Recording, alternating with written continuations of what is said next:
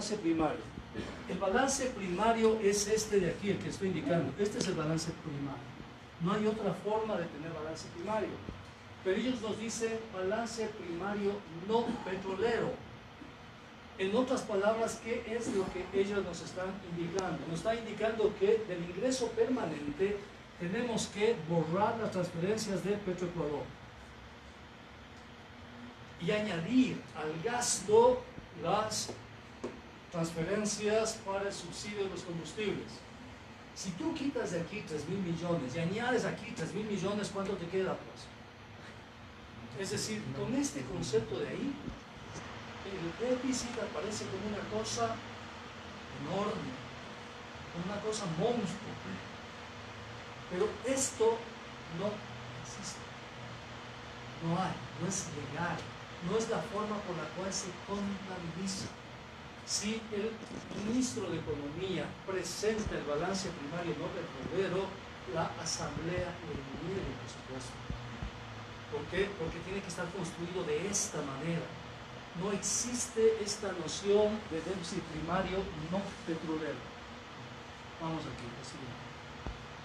Aquí, bueno, tenemos quién fue parte de la comisión, está Ivanova, etc. Aquí tenemos ya el telón de fondo, qué es lo que ha pasado en la economía. Aquí tenemos todo el diagnóstico que ellos hacen. Aquí hablan bastante de la ley esta de desarrollo productivo, que podemos ver en otra oportunidad. Como viendo, aquí están algunas cosas interesantes.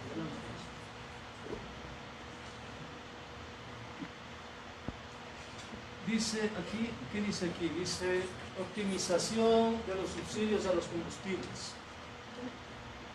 Y aquí dice, los subsidios a los combustibles son alrededor del 3% del PIB. Eso es cierto. Las cifras nos dicen lo siguiente, que en gas licuado de petróleo, en diésel, en gasolina, el Petroecuador tuvo que gastar el año pasado alrededor de 1.400 millones de dólares. Esta es la cifra estándar, 1.400. Si tenemos un PIB de 108.000 millones, 1.400 para 108.000 millones, nunca nos va a dar el 3%. Aquí ustedes tienen una manipulación de los datos que está haciendo el Fondo Monetario. Dice el subsidio será reducido desde el 2019. Y empieza a hablar. Después dice generar eficiencia en los gastos de bienes y servicios, reducciones en gastos de capital, mejoramiento de la gestión de la deuda, etcétera, etcétera. Lo que yo quiero que ustedes visualicen ahí es, vean lo que dice aquí, más independiente del Banco Central, todavía estamos, ¿qué página está?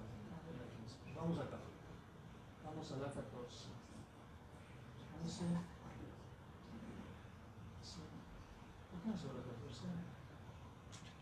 Eso. Esta es la 11, quiero la 12, pero no, la 13 y la 15. Está acá. Vamos aquí. Bien, lo que dice aquí es reducción. Vamos acá. Vamos.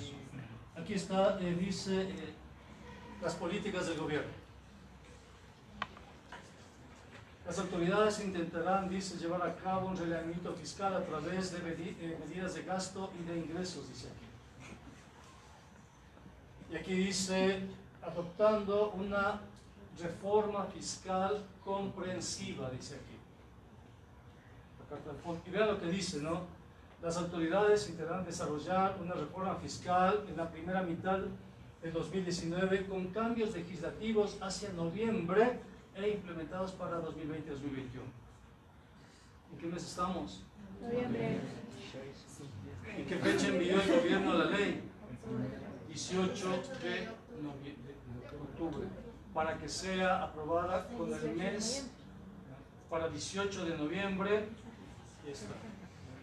En otras palabras, el gobierno está cumpliendo al pie de la letra esta. Dice, el objetivo será un incremento de ingresos entre el 1,5 a 2% del PIB. Si el PIB es 108.000 millones, el 2% del PIB es más o menos 2.160 millones. ¿Cómo subir los ingresos a 2.160 millones? Tienes estas posibilidades: directos, indirectos o balanza de pagos. ¿Cuál era el objetivo del fondo? El objetivo era esto de acá: impuestos indirectos. ¿Por qué? Porque vean lo que dice el Fondo Monetario. Sigamos leyendo. Dice: los objetivos de reforma serán simplificar el sistema tributario y hacerlo más amigable y más equitativo para mejorar el ambiente de negocios y fortalecer la inversión. Ampliar la base tributaria y eliminar excepciones no legítimas garantizadas, regímenes especiales y preferencias. Y vean esta frase es genial.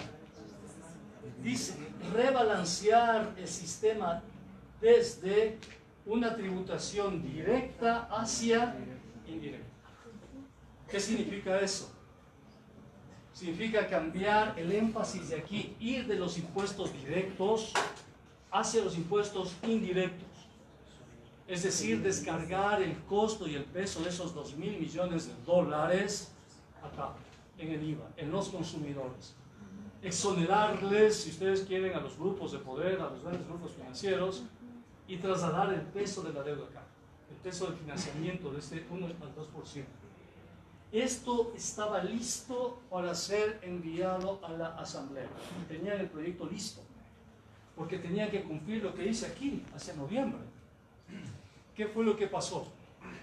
Lo que pasó es que cuando enviaron la propuesta con el incremento del IVA, cuando iban a enviar, perdón, hay que utilizar el imperfecto, se dieron cuenta que no tenían apoyos en la Asamblea, incluso para que pase por el Ministerio de la Ley.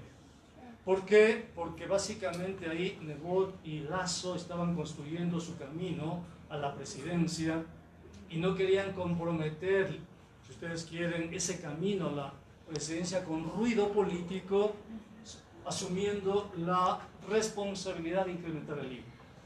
El IVA le golpea a la clase media porque la clase media tiene capacidad de consumo. Los pobres viven al día. Pero la clase media viaja, la clase media va a los centros comerciales, la clase media compra. El pobre no. Los pobres no.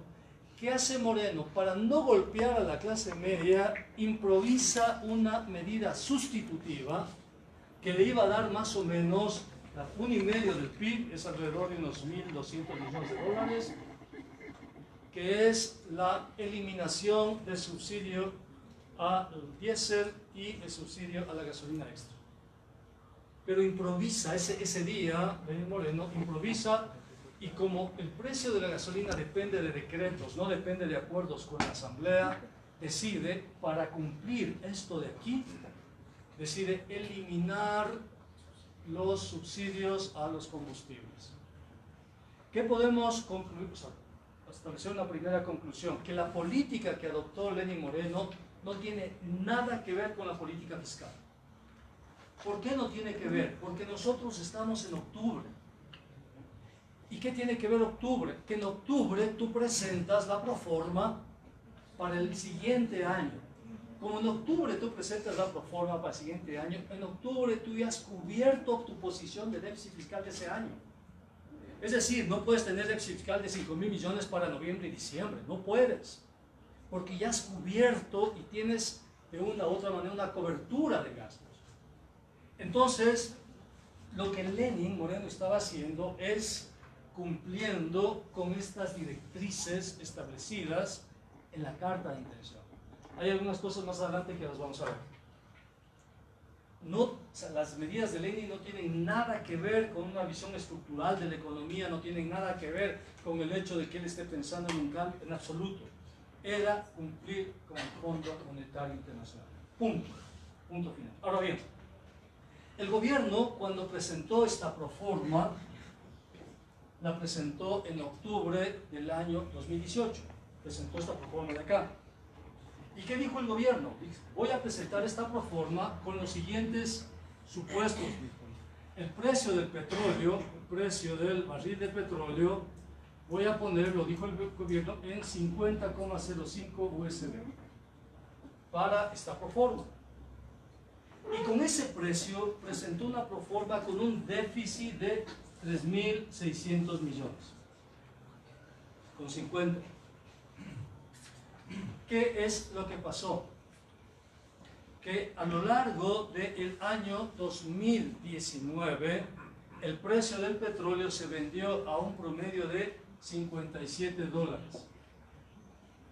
es decir, a un valor por encima de lo calculado. Y el déficit fiscal en consecuencia de 3.600 se redujo más o menos en 2.500. 2.500 representa más o menos el 2% del PIB, que es absolutamente normal. ¿Cómo con el 2% de déficit te acercas al Fondo Monetario? No tienes ninguna justificación para acercarte al Fondo Monetario con el 2% de PIB, de déficit, no hay. ¿Qué hace el Fondo Monetario?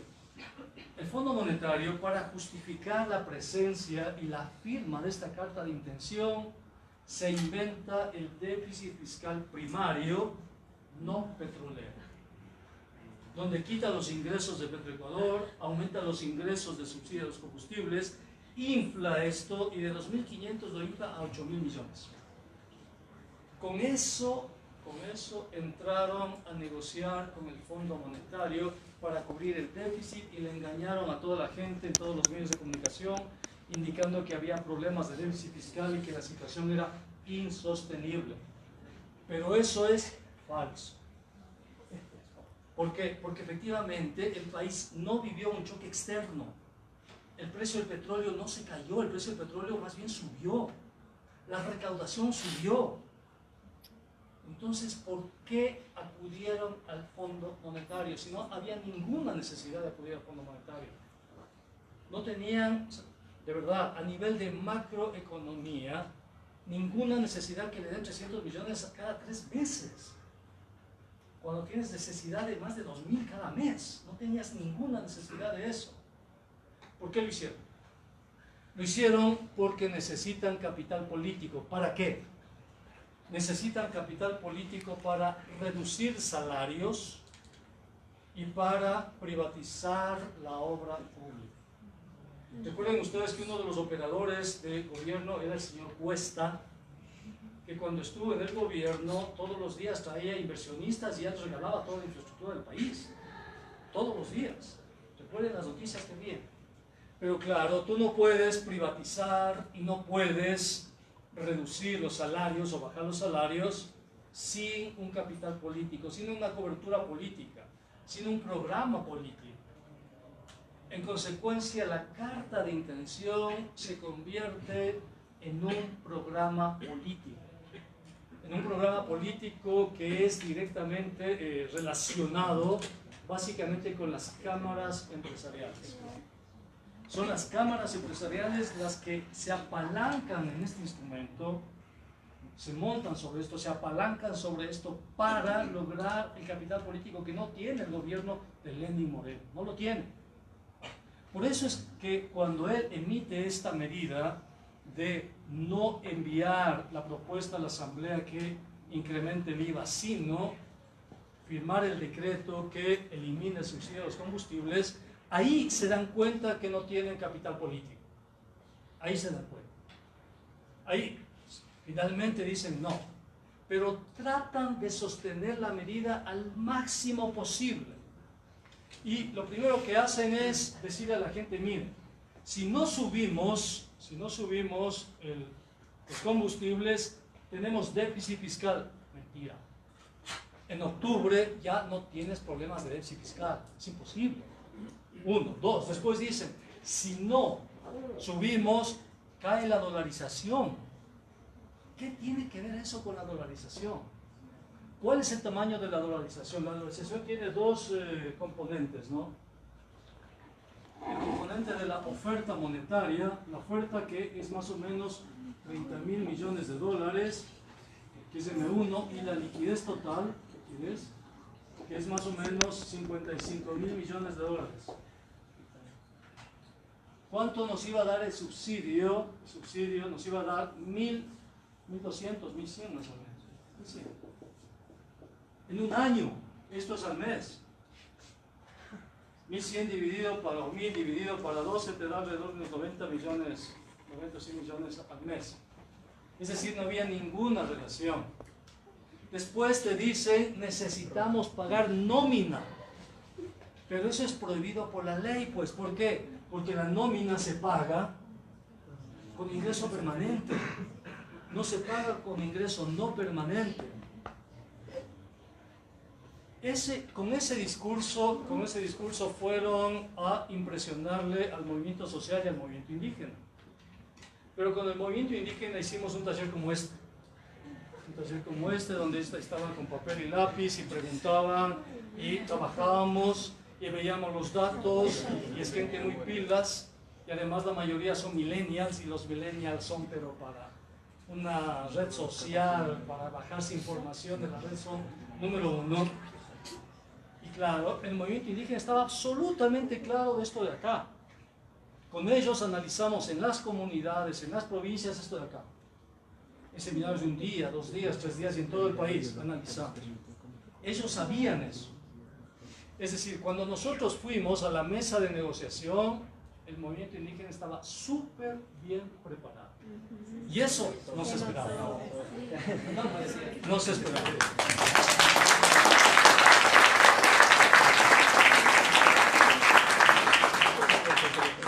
No se esperaban por el racismo que hay. Sí, que... Los economistas sí también podemos adicionar a esto la remisión que se tuvo a las empresas. Por también supuesto, por supuesto. fue uno de los factores que por supuesto justificaba que teníamos un déficit. Por supuesto. Y claro, y eso les duele, ¿no? Les duele porque empezamos a disputar este discurso de acá. Nunca se imaginaron que íbamos a tener la capacidad de discutir déficit primario no petrolero. Nunca. Nunca se imaginaron que había dirigentes de comunidad discutiendo reglas fiscales. Nunca se imaginaron eso. Entonces, por racismo, por menosprecio a los demás. Pero claro, la dirigencia indígena es muy pila, la mayoría son jóvenes, además son millennials, ¿no? Son muy pilas. Y esto es lo que trabajamos, esto es lo que fuimos y empezamos a desbaratar esto de acá. Cuando Lenín Moreno finalmente elimina el subsidio y la gente sale, ¿qué hace el movimiento social? ¿Qué hace la CONAIE? O sea, llama para ver qué hace. Van los transportistas, va el CUT, va la FEINE, la FENOCIN, y los transportistas dicen, nosotros vamos al paro. La CONAIE dice, mira, nosotros teníamos anunciado el paro el 14, pero lo vamos a traer para el 3. ¿Listo? Listo. Efectivamente, el día 2 los transportistas decretan el paro y el 3 ya hay paro. Para el 4 ya empiezan a venir los comuneros, pero el 5 los transportistas ya negociaron. Pero para el 5 los comuneros ya estaban viniendo a Quito y estaban ya rodeando la Plaza Grande. Yo he ido a las comunidades, he estado con ellos y ellos dicen lo siguiente, les comento lo que pasó en Cotopaxi.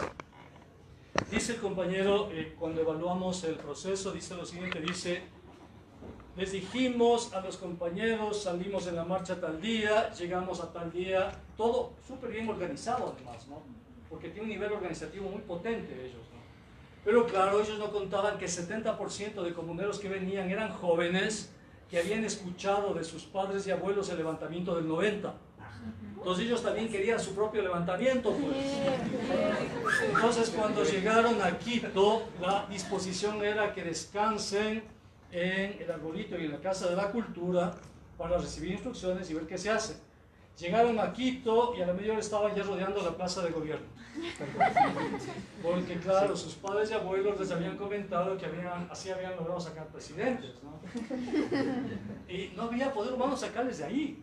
Con toda la violencia que ejerció la policía, eran jóvenes comuneros que llegaron de todas las provincias y demás, llegaron, sitiaron eso, después fueron a los arbolitos, empezaron un proceso de resistencia y todos los días salían camiones de gente de las comunidades que traían a nuevos jóvenes, ¿no? Y retiraban a algunos y cada vez venía más gente. Llegó un momento en que fue la rebeldía popular la que rebasó absolutamente todo, y ahí en esos días se cumplió la máxima zapatista de mandar obedeciendo. O sea, no podías romper el paro, no podías entrar en negociación, no podías porque la gente no te dejaba. Y ahí fue emergiendo un montón de cosas, pero sobre todo la capacidad estratégica del movimiento indígena, porque ¿qué hizo el movimiento indígena? Todos los sectores que se añadían venían con la propuesta. El FUT vino y dijo, ya, nosotros nos vamos a sumar, pero queremos que se ponga en la plataforma no a la flexibilización laboral. Correcto. Después venían otros que decían la cuestión del agua, o sea, un montón. Pero la dirigencia del movimiento indígena dijo no. De todas las reivindicaciones vamos a dejar solo una, la derogatoria del decreto 883. ¿Por qué? Por razones estratégicas. Porque si tú presentas varios puntos en una agenda, corres el riesgo que te acepten 2 o 3 y entras en un proceso de negociación donde lo fundamental se pierde. Es decir, te pueden decir, ya, está bien, discutamos el 2, el 3 y no el 1. Y después te pueden acusar a ti, que eres el que no negocias, de que eres el que rompe la negociación, el diálogo, el belicista, etc. Entonces, ¿qué hizo la dirigencia? Un solo punto. Le dijo al gobierno, dijo, está bien, derogas el 883 y nos sentamos a conversar de todo lo que quieras, absolutamente. Y no tienen idea, y lo que dijo el presidente de la CONAIE es absolutamente cierto. Antes del levantamiento, cuando un dirigente llamaba a un ministro, no te atendía. Era imposible. Después del levantamiento, llamaban día, noche, de madrugada, se valían de cualquier persona que conozcan, se valían de todo. Todos los ministros querían llevar de trofeo a Lenín Moreno a la cabeza del movimiento indígena y ser las personas que por mí se pudo negociar y yo fui el puente al movimiento indígena. ¿Qué hizo el movimiento indígena? Se cerró. Era imposible entrar a ese núcleo. Y es obvio, estás en un contexto muy complicado, ¿no? Muy complejo. Pero el día sábado, eso fue la primera semana, cuando se fue sumando cada vez más sectores sociales. El FUT ya estaba a punto de entrar a negociar, pero cuando el FUT vio la fuerza de la gente, decidió plegarse, pero nunca salieron. ¿Quién salió? Salieron los comuneros y la gente de Quito, y el resto del país. Salieron los jóvenes, los estudiantes, ellos salieron. ¿Ustedes? ¿Quién salieron? Pero el día sábado, después de una semana, un día antes de las negociaciones, se produjo algo que nunca se había visto aquí, nunca, salvo hace unos 40, 50 años, y es que salieron los barrios. Cuando salen los barrios, ahí Lenin la vio perdida. Lenin dijo, hasta aquí llegué. Claro, es Lenin el que, claro, al principio no quería negociar. Te ponga la medida y negociamos. Para el sábado ya estaba de rodillas. ¿Qué quiere?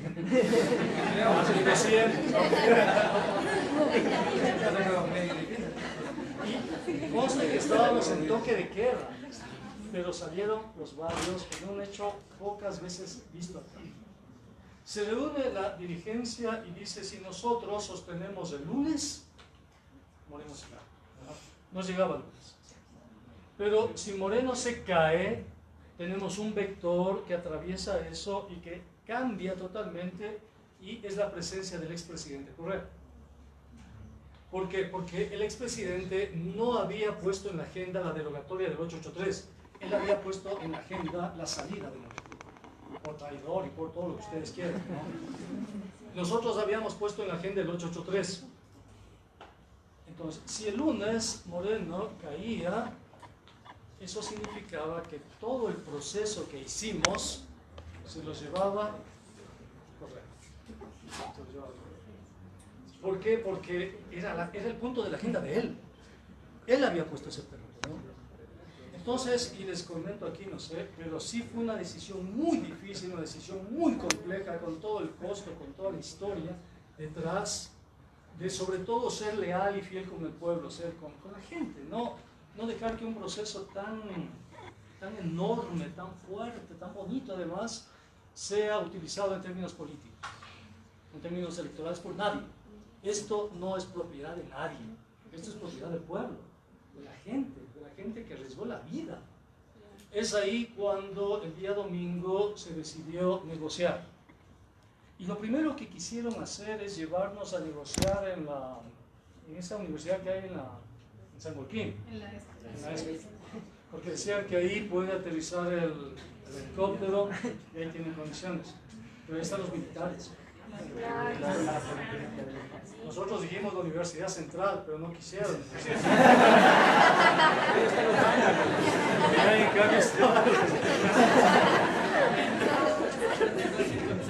No, de verdad.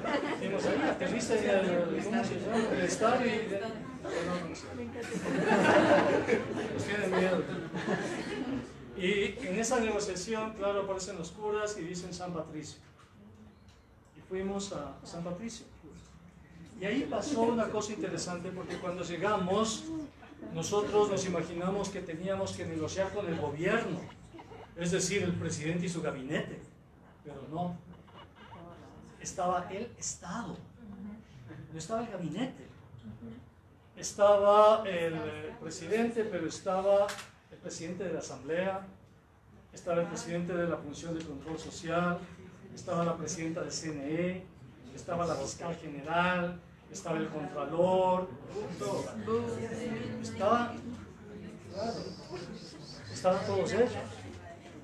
Y es, pienso yo, claro, o sea, nosotros, yo siempre les decía a los compañeros, era como la alianza rebelde, ¿no? Claro, es una negociación con el Estado, no con el gobierno. Era el gobierno de los indígenas frente al Estado burgués patriarcal. Era vis a vis, dos proyectos de civilización, dos proyectos de historia. Eran los más pobres del país, los más humillados, discriminados, hablándole de igual a igual, no al gobierno, sino a un Estado, interpelándole al Estado. Y fue exactamente eso lo que hicieron. Cuando se enfrentan a nosotros, los compañeros demuestran esto. Demuestran un conocimiento de esto que les sorprende al Estado y les sorprende al país. Porque provoca fisuras en esa dominación simbólica que Quijano llama la colonialidad del poder, ¿no? Claro, como un indígena, si yo no sé lo que es una regla fiscal, no es posible que el indígena sepa lo que es una regla fiscal, sepa lo que es oferta monetaria, sea más pedagógico para comparar lo uno con lo otro. ¿Cómo? ¿Cómo es posible eso? Es decir, la disputa a nivel de los universos simbólicos ahí demostró que el movimiento indígena estuvo a la altura, ¿no? Estuvo realmente a la altura. El gobierno vio una posición firme, sólida del movimiento indígena y se dio. Ese momento entra el presidente después de 2 horas. Estábamos conversando y habíamos dicho, si no vienen 10 minutos nos vamos. Vamos nomás. Porque estaba más de 2 horas. Finalmente regresa el presidente, nos sentamos y ahí el presidente dice, está bien, he decidido derogar el decreto. Ganamos. Pero inmediatamente el presidente termina de hablar y de pronto aparece el contralor para presentar una propuesta que nunca había sido conocida ahí. Y dice, hemos llegado a un acuerdo ya. Y digo, ¿cuál acuerdo? Nunca llegamos a ese acuerdo. El acuerdo para que en 48 horas se emita el nuevo decreto con la focalización y las medidas compensatorias para el movimiento indígena. Nos querían comprar. Nos querían chantajear y nos querían comprar. Nos querían sobornar ese dato, ¿no? Bueno, la cuestión es que le dijimos hacer ese nuevo acuerdo. De ahí empezó, claro, quieren romper el acuerdo, ustedes esto, pero ese no era el acuerdo, de verdad. El acuerdo era solo derogar. Dice, es que hay que hacer un decreto para derogar. Por supuesto, pero que lo haga, pues que traiga la Secretaría Jurídica y lo haga este rato, ¿cuál es el problema? No, que hay que hacer esto, que lo otro, que hay que hacer un nuevo decreto. En esa discusión nos quedamos hasta más de las 3 de la mañana. Hasta más de las 3. Se derogó el decreto, pero ellos querían un nuevo decreto para la focalización de subsidios. Nosotros dijimos no. Si hacemos un nuevo decreto, tiene que ser la revisión del modelo económico. Y eso es lo que estamos haciendo. Sí, tú querías decir algo.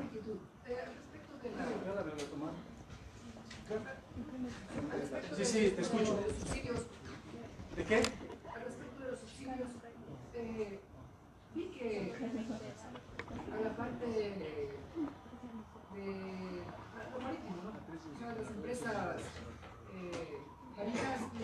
habían dejado, no les habían topado ese subsidio en 70 centavos. Esa es una inquietud que tengo. Otra inquietud respecto de sus intervenciones también, que habla sobre el perdón de la deuda y que hay una contraposición a eso, de los 4.000 millones, ¿no? Que sí. Dicen que no es ningún perdón, sino que ellos pagaron el capital, únicamente fue una situación técnica para poder ingresar ese dinero que se necesita. Esas dos inquietudes. Y yo te respondo con esto. La idea de fondo es sacarnos del debate político para meternos en el debate instrumental. O sea, nos sacas y te pones a pelear cifras. Y cuando te pones a pelear cifras no acabas nunca. El debate aquí no tenía nada que ver con los subsidios. ¿Con qué tenía que ver? Con el Fondo Monetario tenía que ver. O sea, nada que ver con los subsidios. De hecho, hay un subsidio ya para la industria pesquera, tunera y, ¿cómo se llama? Y camaronera. Ya hay un subsidio, más de 170 millones. Sí. Sobre la derogación del decreto 883, y en teoría se había quedado en que no iba a haber una focalización de subsidios, que eso no fue el acuerdo. Sin embargo, cuando vemos el decreto 894, el punto 2, el artículo 2, dice que puede terminar inmediata la elaboración de un nuevo decreto ejecutivo que permite una política de subsidios combustibles con un enfoque integral con criterios de racionalización, focalización y sectoralización, que precautele que estos no se destinen al beneficio de personas de mayores recursos económicos de contrabandistas de combustibles. Entonces, esto, la ley se puede interpretar, y yo lo interpreto como que se rompió el acuerdo.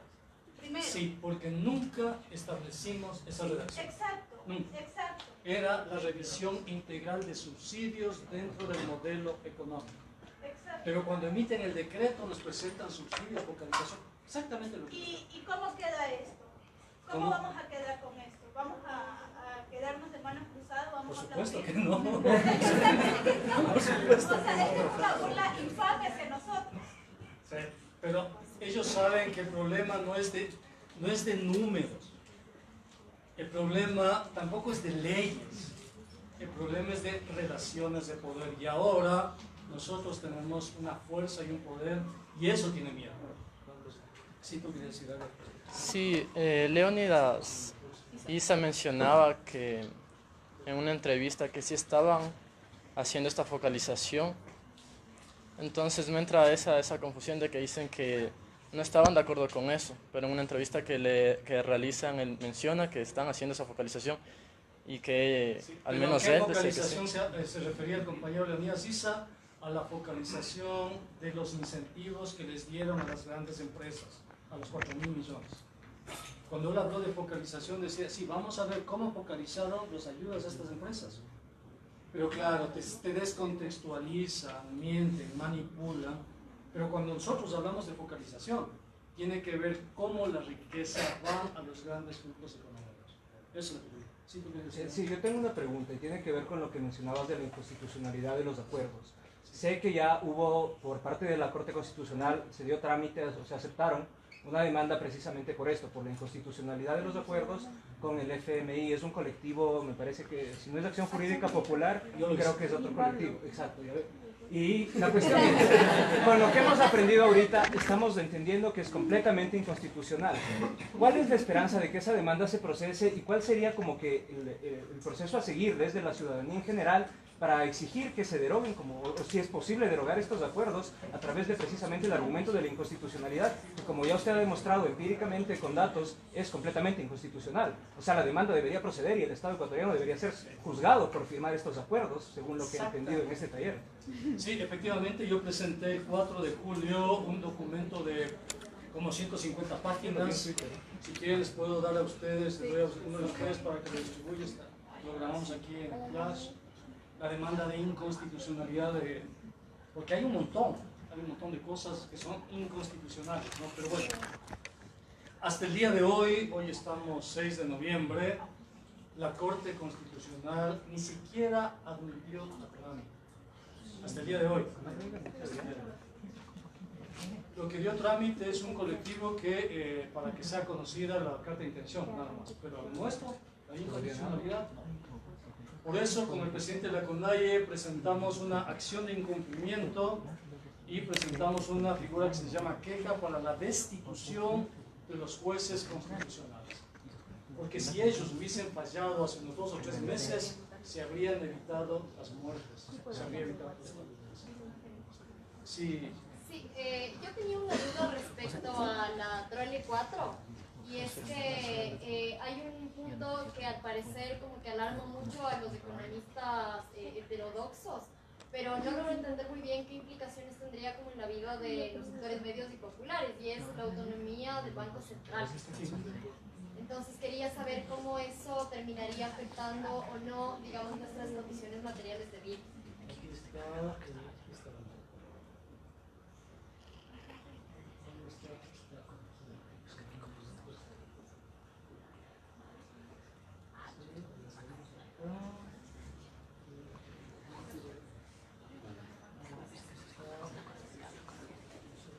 Está aquí.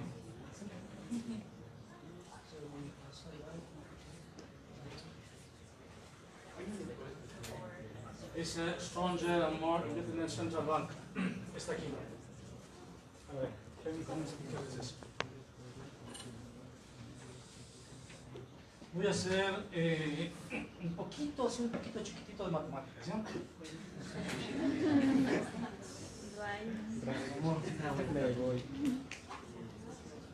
Solo un poquito de matemáticas. Espera. Más que matemáticas, de teoría monetaria. Tenemos un concepto que se llama liquidez monetaria. Ese concepto lo voy a llamar L. Ese concepto de liquidez monetaria. Y al otro concepto le voy a llamar el PIB, la Y. La Y es el PIB, el Producto Interno Bruto, ¿no? Nosotros en dolarización tenemos la siguiente función. Tenemos que, al revés de otras economías, en otras economías la liquidez depende del PIB. Si el PIB crece, crece la liquidez. Aquí es al revés. Aquí el PIB depende de la liquidez. Es decir, el ingreso es una función de los niveles de liquidez. La derivada de L', sí, la derivada de Y' es mayor a 0. Esta sería la fórmula matemática. ¿Qué significa esto? Significa que si sube la liquidez, sube el ingreso. Si baja la liquidez, baja el ingreso. En otras palabras, nuestro PIB depende de la cantidad de dólares que tengamos. Ahora bien, ¿de qué depende la liquidez? La liquidez, que es esta de acá, los dólares, son una función de algo que se llama balanza de pagos. Puedo poner aquí que son una función de la balanza de pagos más la intermediación, ponemos acá, del sistema financiero, ponemos alfa de intermediación. Es decir, la liquidez depende de cómo ingresan los dólares en balanza de pagos y cómo son intermediados por el sistema financiero, que es alto, el sistema financiero. Estos son los dos elementos de la liquidez. En la liquidez, en la balanza de pagos, ¿qué tenemos? No, nosotros. En la balanza de pagos tenemos la salida de divisas y la entrada de divisas.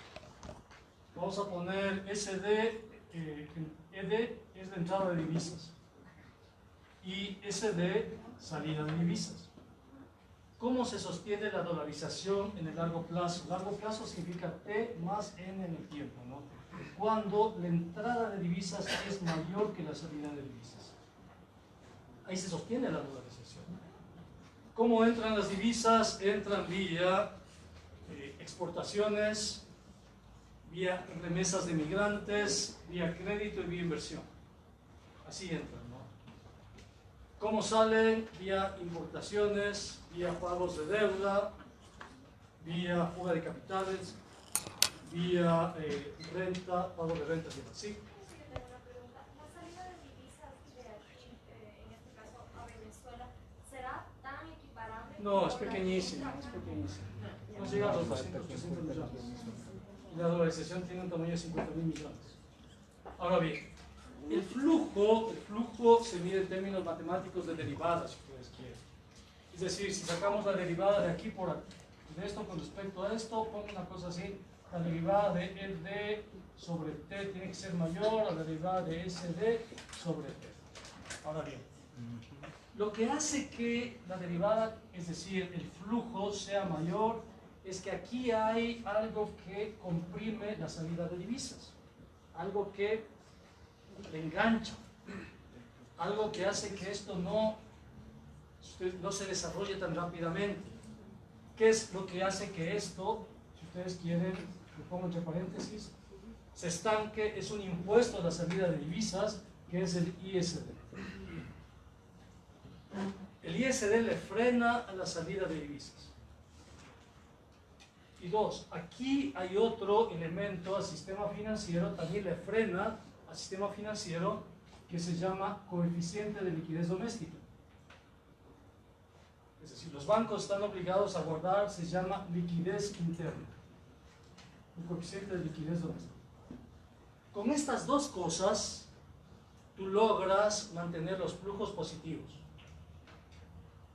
Si tú eliminas esto y eliminas esto, ¿qué es lo que va a pasar? Que inmediatamente se revierte y la derivada de esto es mayor. Y en el momento en que la derivada de esto es mayor, el flujo de salida es mayor, inmediatamente la balanza de pagos cae. Cae la balanza de pagos, cae la liquidez, cae el PIB, cae el consumo, cae la inversión, cae la disponibilidad del gobierno y entramos en estrés de liquidez, estrés monetario. ¿Qué es? ¿Cómo? Casualmente no dice nada sobre la eliminación del ISD. Sí dice, la ley dice eso. O sea, no, pero lo que... Y el Fondo Monetario también. Es que exacto, pero... Aquí dice el coeficiente de liquidez, ¿verdad? Por aquí están los coeficientes. No, claro, pero los que sabemos no dicen nada, simplemente estaban que íbamos a quebrar por los subsidios. Nada O más. sea, pues no tiene nada que ver. O sea, este es el razonamiento de la dolarización. El momento en el cual tú cambias esta relación, la dolarización tiene los días contados. Por eso, con algunos economistas nos hemos preguntado por qué quieren desdolarizar el país. O sea, ¿qué pretenden? ¿Qué relaciones de poder hay ahí? ¿Es el retorno de los agroexportadores? ¿Qué disputas de poder? Porque además, el momento en que pase esto, se produce una crisis en el país realmente potente. Lo más grave es que ellos en la ley ya tienen el capítulo de la crisis. Se llama crisis sistémica. Ya tienen el mecanismo de cómo actuar en crisis sistémica. Entonces, cuando tú ves esto de acá y ves que vamos a entrar en ruptura de esto y que esto va a provocar una crisis sistémica, revisas la ley y hay un capítulo de crisis sistémica, te preguntas, ¿y esto a dónde nos quieren llevar? Entonces, eso responde un poco a tu pregunta. Bien, para ir finalizando... Ahí entra el Banco Central. sí, el Banco Central, mira lo que dice la Constitución. Artículo 303. ¿Qué dice el artículo 303? Dice, la formulación de la política monetaria, crediticia, cambiaria y financiera es facultad exclusiva de la función ejecutiva y se instrumentará a través del Banco Central.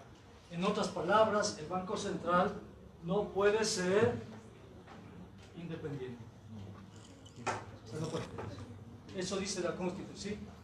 Una inquietud. En el caso de que, por decir, se crea un clima de incertidumbre y el día de mañana todos los ecuatorianos deciden sacar todos sus dólares de los bancos, ¿hay esa liquidez aquí en el país? El problema no son nosotros, el problema son los grandes poseedores de cuentas grandes. Que tú saques, no sé, $1,000, $2,000, no pasa nada. Pero si viene un banco y te saca de circulación 200, 300 millones, 500, claro, entonces eso te genera estrés. Por eso tuvieron que hacer la emisión inmediatamente. Pues. ¿Sí? Respecto a lo que usted mencionó antes de lo de Correa, o sea, al final no estamos en un mismo punto. O sea, yo sé que, digamos, que por la parte política él se habría llevado la victoria que fue del movimiento indígena, pero al final no estamos en el mismo punto con esto de la ley 3D4 y con las empresas que ya están en proceso de privatización. O sea, no volvimos al mismo punto, pero más que fue una victoria grande de los 883 por el poder que se demostró, pero no estamos en el mismo punto. Yo pienso que no. Yo pienso que no estamos en el mismo punto. O sea, el gobierno tiene que cumplir con este acuerdo con el Fondo Monetario, evidentemente, ¿no? Yo no sé cómo va a ser el gobierno para seguir cumpliendo con eso. sea, nosotros lo que tenemos que hacer apenas aprueben la ley Trole 4 es inmediatamente acudir a la Corte Constitucional y plantear la inconstitucionalidad de eso. Y tratar de frenar por todos los lados posibles, ¿no? Porque si no hubiésemos ganado, en este momento ustedes estarían pagando un pasaje de 40 centavos. Y la canasta familiar costaría el doble. Y ustedes, chicos, están pagando 25 centavos. Pero con la privatización de las refinerías igual vamos a terminar en ese punto. O sea, ¿Qué tiene que ver las refinerías? porque se van a poner las gasolinas a precios internacionales en el momento en que privaticen las refinerías. No tiene nada que ver, es un invento. No se van a privatizar las refinerías, no sé dónde se quedan eso. Lo que se va a privatizar es CNT, Sopladora y Banco Nacional. Sí, las refinerías. La lucha que se dio no daba como para votar al presidente, no fue como que un freno esto de los diálogos y todo eso, daba para votarle Por supuesto que daba. Claro. Entonces, ¿por qué? ¿Bajo qué argumentos se justificaría la caída del Moreno? ¿Cómo? ¿Cuáles serían los argumentos para que se justifique la caída del Moreno? Yo tengo una hipótesis, ya respondo lo tuyo, en el sentido de que cuando tengamos problemas de liquidez, van a amenazarnos y nos van a decir que para sostener la dolarización hay que privatizar las empresas. Y las van a vender a cualquier precio, hasta que finalmente ya no tengas absolutamente nada que vender y después de eso entra la transición monetaria. Es una hipótesis, ¿no? ¿Por qué no se le votó a Moreno? Porque había un vector que nos atravesaba, que era el expresidente. Es decir, en la agenda nuestra no estaba la salida de Moreno, estaba el 883. Si Moreno renunciaba el camino, era problema de él. Pero nosotros no queríamos eso. Habría sido diferente si no estaba correcto, habría sido diferente, pero eso distorsionó. Uno. Y dos, nosotros hemos aprendido que es más importante atacar el modelo neoliberal que cambiar de presidente. Porque ya nos pasó con Maguad. Le sacamos a Maguad y nos pasó la dolarización y toda la trole 1, 2 vinieron con Novoa. Ya nos pasó con Lucio.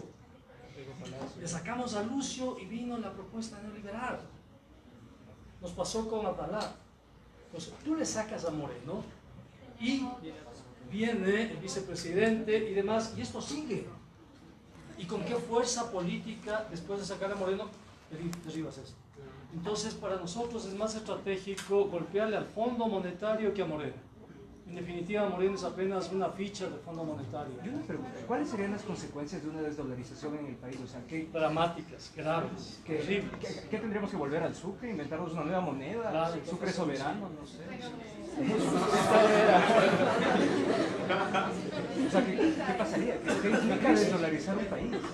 Eso hay que trabajar. ¿Qué implica desdolarizar un país? Sí. Respecto a lo del Banco Central, estaba escuchando que estaba tratando de buscar información y decía que están buscando como individualizar, independizar el Banco Central del Estado, pero no así al Banco Central de la banca privada, sino que se va a volver a que si la banca privada necesita dinero, el Banco Central le coge y le da lo que necesita. Exactamente. Eso es. Mejor dicho, imposible. Gracias. ¿Hay alguna forma de eliminar ese acuerdo? ¿Cuál acuerdo? Sí, con la Corte Constitucional. Pero la Corte Constitucional le responde igual a Moreno. Sí, el problema es que no tenemos institucionalidad, chicos, porque verán, si nosotros demostramos que esto es inconstitucional, ¿qué es lo que viene después? Que todo lo que se hizo relacionado con esto no es legal. Pero aquí hay una cosa más grave, artículo 147 de la Constitución, les leo, ¿qué dice?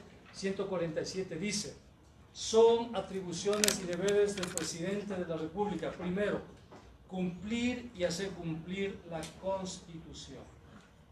Si esto es inconstitucional y esto fue firmado por el presidente, ¿qué significa? Que incumplió la Constitución. Si incumplió la Constitución, esto significa juicio político y restitución. Y no solo eso, sino que quien firmó esta carta de intención la firmó el ministro de Finanzas y la gerente del Banco Central, y los dos fueron mis alumnos.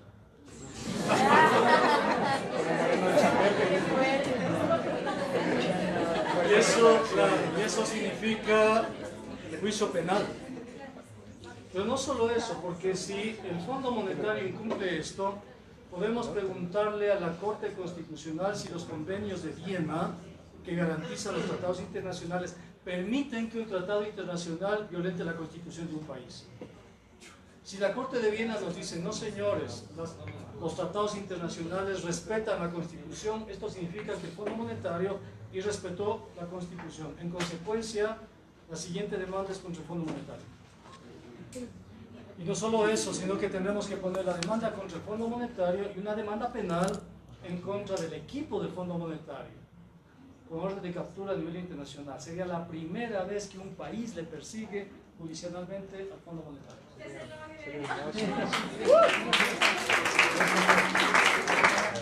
Tú decías que en este caso la derecha no estaría jugando a favor de Moreno para aprobar estas leyes. O sea, bueno, Guayaquil, No, yo te Lazo. dije que eso pasó. Que Exacto, Nebot te dijo, yo no te apruebo el IVA. Y en este momento, ¿tú crees que esta derecha vaya a apoyar todo esto que va a pasar en el Congreso y todas las leyes que tienen que pasar? Ahora, eso me parece interesante porque, vean chicos, yo pienso que con esto que acaba de pasar, la derecha está políticamente liquidada. O sea, de pronto soy exagerado. Pero les leo una resolución que tengo acá. Esto es bellísimo porque además tiene fotos.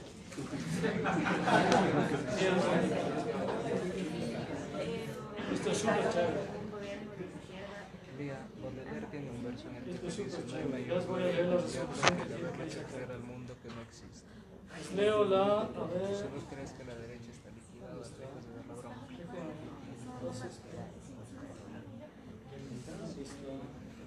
Aquí está. Esta es una resolución tomada por el movimiento indígena y aquí hay unas fotos. Dice la resolución, dice, mediante la Asamblea Cantonal realizada el miércoles 30 de octubre de 2019, resuelve por unanimidad de la presente rechazar la actitud racista, xenófoba en contra de pueblos y nacionalidades de nuestro país a los siguientes personajes. Jaime Nebot, foto. Cintia Viteri, foto. Alberto Dajic, foto. Enrique Ayala Mora, foto. Andrés Páez, foto. Guillermo Lazo, foto. Y vean lo que dice aquí, dice, en caso de que algún indígena traidor realice el trabajo electoral a favor de las personas antes mencionadas, debemos aplicar la administración de justicia indígena en cada una de las comunidades.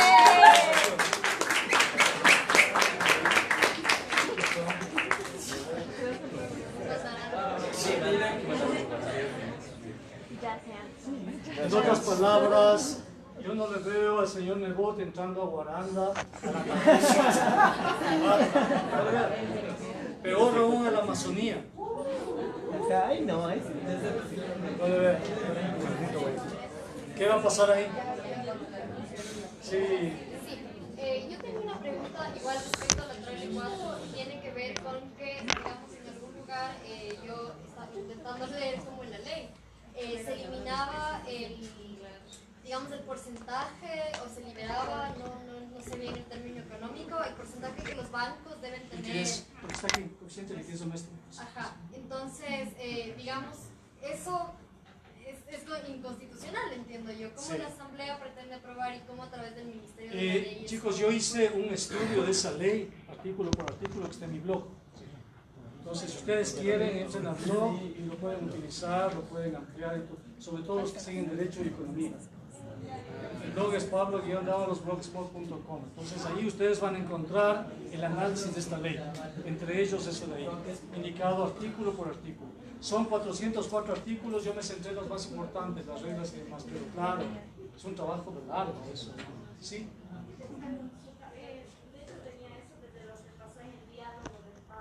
¿Cómo el gobierno aceptó sentarse en la mesa? Porque, o sea, tomando como premisa que el gobierno siempre se siente más que todo el pueblo, ¿cómo accedió a sentarse en la misma mesa? ¿Será que no se esperaba esa respuesta de los indígenas? ¿O cuál fue el motivo que le llevó a sentarse la mesa de los indígenas? Sí, yo les conté una cosa aquí, les dije que el sábado sábado previo al diálogo, se levantaron los barrios, en un hecho inédito, desde hace muchísimo tiempo, ¿no? Cuando se levantan los barrios, el gobierno vio que la tenía perdida. No, esa fue exigencia nuestra. Nosotros le dijimos al gobierno, llevamos a Corape para que Corape transmita. Entonces, cuando el gobierno vio que nosotros íbamos a transmitir, ahí el gobierno ordenó señal abierta. Dijo, por si acaso pase algo, ¿no? Entonces, no es que el gobierno accedió de entrada, no quería. De hecho, Naciones Unidas se opuso a toda forma de comunicación. Se opuso. No quería que se comunique nada. Pero nosotros llevamos todos nuestros medios de comunicación alternativa. Estaba Guambra Radio, estaba Corape, estaban los lanceros digitales, estaban ahí transmitiendo. Entonces, si el gobierno no transmitía, transmitíamos nosotros y nosotros nos adueñábamos de los contenidos. Esa disputa también fue espectacular. ¿Sí? Yo creo que hay que hacer A ver, espérate, al menos, sí. al menos en discurso. ¿Ya? Yo entiendo muy bien que estamos aquí sentados de alguna manera partes, porque gran parte de la ciudadanía de Quito fue parte, más allá de eso, todos somos parte. Dentro del discurso nosotros utilizamos muchas palabras. Hablamos, por ejemplo, hablamos de que salieron los barrios, hablamos de que se trataba el gobierno de los indígenas versus el Estado patriarcal, hablamos de que se trataba una lucha de los pobres, hablamos de la lucha del pueblo, hablamos también de una negociación. Yo estoy totalmente en desacuerdo en llamar a la movilización una movilización del pueblo como tal, porque el pueblo, dentro de términos académicos, es un término primero muy difuso, que como parte lo pueden adoptar totalmente, indiscutiblemente. Y el segundo tema que quería comentarte es el tema de la negociación. Una negociación, por definición, no puede ser a puerta abierta, porque eso implica que se vuelva un show de populismo en donde van a estar las posiciones de popularidad sobre la necesidad de ser políticamente correcto. Yo pienso que es la historia la que responde ese tipo de cosas, ¿no? Nos han dicho cosas terribles. ¿No tienen ustedes idea del bullying que nos hacen todos los días? Claro, porque les estamos disputando hasta los universos simbólicos. Les derrotamos en la campaña semiótica. Les arrebatamos la semiosis. En el siglo XXI, no puedes garantizarte en el monopolio de los medios de comunicación. No puedes. Para nosotros estaba claro que no se trataba de una negociación, sino de una disputa. Y que ese diálogo implicaba disputas. Así de simple. Y la apertura es, me parece, un ejercicio de transparencia, pues. Con el pueblo había puesto los muertos.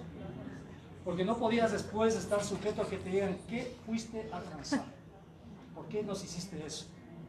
Y ahora en adelante, todo proceso de diálogo, todo proceso de negociación tiene que ser transparente y bajo el escrutinio público. Jamás a puerta cerrada.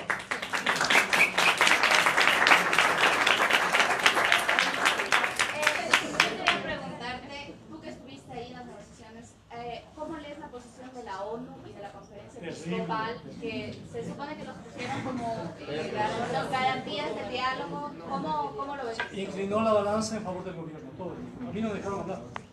No me dejaron. Disculpe la pregunta. Sí, dime. ¿Qué pasó con los otros cinco puntos que presentaron? Por ejemplo, uno de esos era la institución de María Paula Rojo y que siguen pendientes, siguen en negociación. Que el gobierno no quiere ceder. Seguir. Hay una cosa, chicos, la marcha, el paro, la rebelión y demás no está concluida, está suspendida. Todavía falta el segundo tiempo. Estamos esperando que regresen a la cancha. Y eso tiene que ver con las condiciones que se están generando en el propio país, ¿no? Es decir, la capacidad de respuesta que tiene la sociedad a políticas que le son, si tú quieres, nefastas, perjudiciales. ¿Sí? ¿Tú quieres decir algo?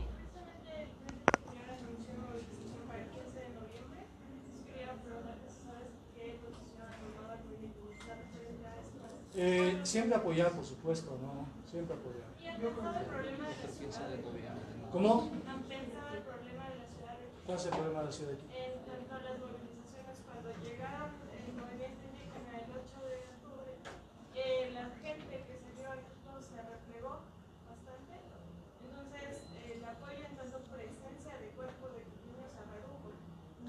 A mí no me consta eso.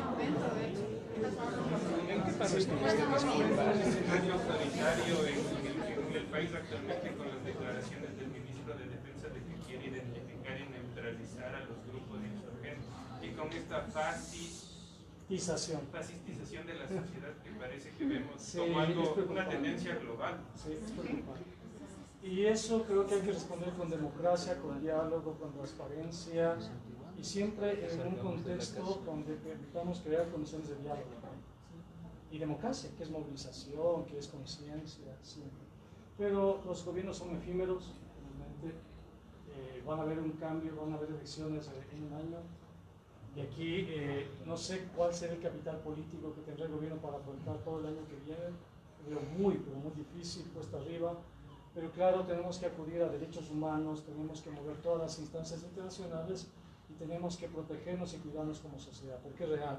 Hay un riesgo de fascistización que estamos viviendo, ¿no? De autoritarismo. Y ya vamos terminando, chicos. 1 o 2 más semanas. Sí. Están lejos, que no se los digo. Sí. En ese contexto justo de lo que acaba de mencionar, ¿qué se puede hacer respecto a las fuerzas coercitivas? ¿Qué se puede hacer respecto a? A las fuerzas coercitivas del Estado, es decir, respecto a los policías, los militares, porque muchas de las cosas que pasan se pueden imponer únicamente gracias a ellos, a que ellos el miedo, la violencia. Si me preguntas a mí, yo sería capaz de proponer una reforma constitucional que elimine las Fuerzas Armadas. Para hacer un solo cuerpo de seguridad. Como Costa Rica, más o menos. Si me propones eso. Sí. Sí.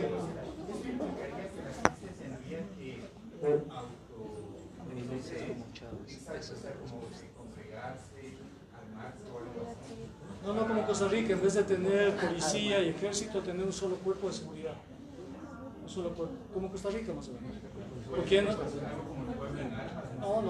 O sea, una policía. Si tienes el ejército y te quedas con la policía. Y le das algunas atribuciones del ejército a la policía. ¿Y las milicias como en Venezuela? Sí. Bueno, yo tengo varias observaciones.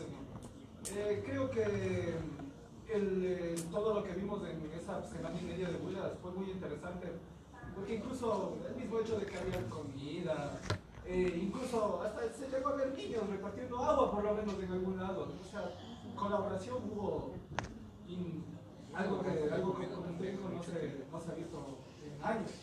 Pero creo que también es un error catalogarlo como una victoria total, ¿me entiendes? Porque esa misma lucha que se logró con ese nivel, de ley que se lo pudo canalizar hacia algo mejor, hacia exigencias mucho más grandes que solo la derogatoria. Entonces yo sé que fue una victoria, ¿no es cierto? Pero se pudo haber logrado más.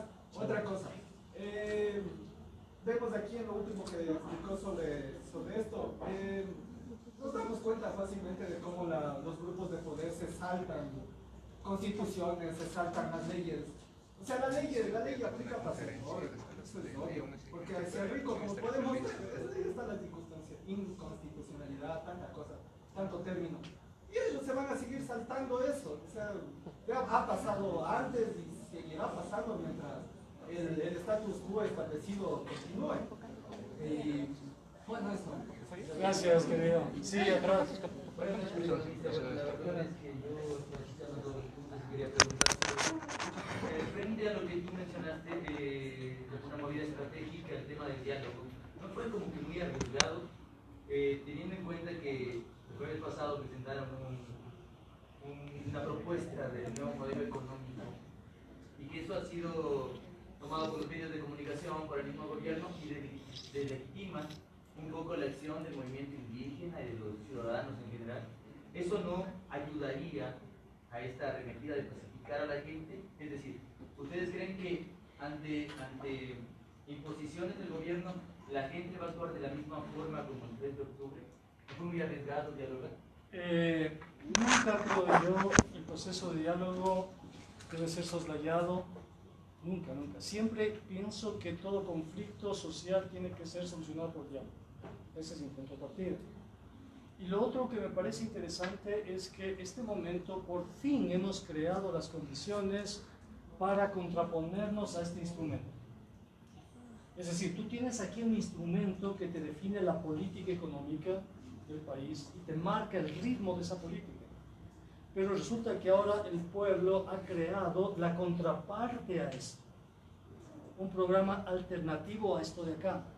Esto es fundamental. Eso no lo tienen los argentinos, no lo tienen los chilenos, no lo tienen los brasileños.